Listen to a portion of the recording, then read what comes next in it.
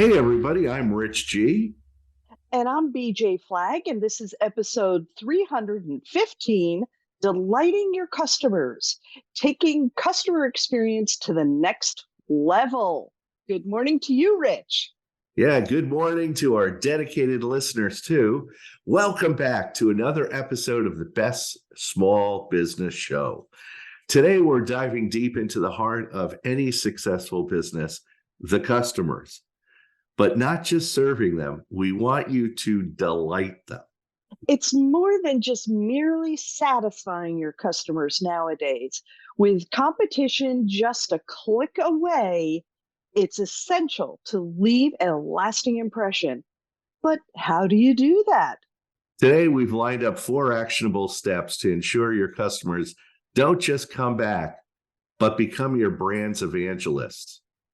So I'm going to kick it off with our first concept, which is listen actively. Begin by truly understanding what your customers need and value. Use tools like surveys, field feedback forms, and simple face to face conversations. But remember, it's not just about hearing, but it's also about understanding and acting upon it. The best thing that you can do for yourself is slow down and listen. Am I right, Rich? I mean, that is like the biggest thing you can do for yourself. Absolutely. I mean, a lot of clients of mine that own businesses, they feel that they know what they're doing. And I'm always trying to push them to listen, ask questions with your customers and clients. How are they liking the service? What do they like? What don't they like?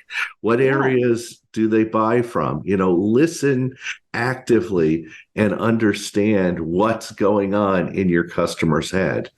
they Uh, should be your favorite focus group, right? They're your exactly. favorite focus group.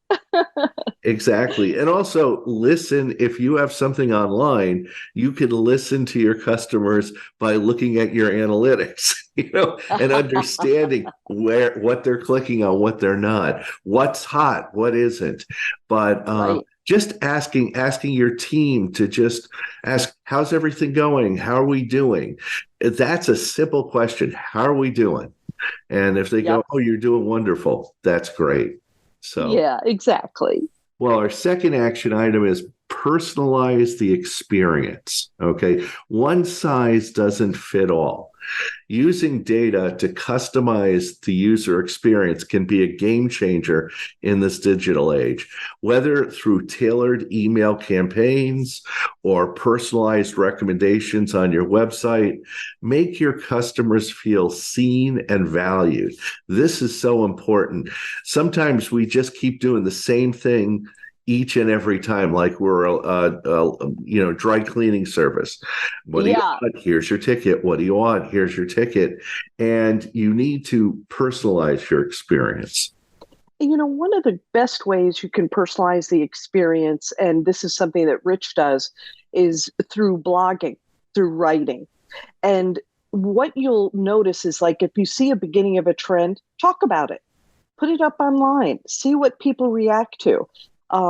Your ability to join conversations, lengthen conversations, and work with your clients to get better products is essential. And that is a great way to do it for sure. I want to lunge into over deliver when possible. I know not everybody wants to do it, under promise and over deliver. But I tell you, it's one of the age old adages, and it is for sure. This doesn't mean that you always throw in an extra product for free, but perhaps it's just some simple as delivering a day early or offering a surprise discount on their next purchase. It could be something just as small as that they will continue to want to come back for sure. One client of mine writes little personal messages on a small card and drops them in. Turns out customers love them. She makes suggestions. Hey, if you like this lavender, blah, blah, you should try this other type of product. Oh my gosh, she has customers coming back all the time. So it's just great to throw in a little something. Yeah, I reach out to customers in between sessions. How are you doing? What's going on? I encourage my clients to call me in between sessions. So we get to talk. I get to hear what's going on rather than a huge dump of information every other week. Yeah. It's really great that they're, that we're engaging with them. So it doesn't have to be something. It could just be a little bit of your time. Exactly. Do they get a little scared when you do that? Because you're kind of like the teacher calling. How do they react? I'm like Grandpa Munster. Oh, no. No. Well, our final action today is build a community, not just a customer base. Create a group of raving fans. Your customers should feel like they belong to something bigger. Create online forums, host community events, or even spotlight loyal customers on social media platforms. When customers feel connected, they are more likely to stick around. That is for sure. A simple share on your social media stories is one of the best ways to keep it the love coming. I also notice that people will tell me when they're going to do a campaign, and I'll say, great, I'm going to support you. So creating community is one of the best things. We have a great resource for you today, and our listeners who'd love to delve deeper into this customer delight. This book is just phenomenal. Delight Your Customers: 7 Simple Ways to Raise Your Customer Service from Ordinary to Extraordinary by Steve Curtin. As the title suggests, it's all about exceeding customers' expectations and offer practical advice to do just that. Yeah, this book has been a game changer for many of businesses that work with me. It really narrows down the essence of customer service into 7 actionable strategies. What makes this book particularly insightful is the practicality of these strategies. Steve Curtin theorizes about more than ideal customer service. He gives you concrete examples, actionable tips, and real-world scenarios to show you how to implement them. For example, one of the 7 ways Curtin discusses the importance of giving voluntary effort. And do I have that right, Rich? Yes. This is going above and beyond what's really required or expected. It could be as simple as walking a customer or to a product instead of just pointing at it.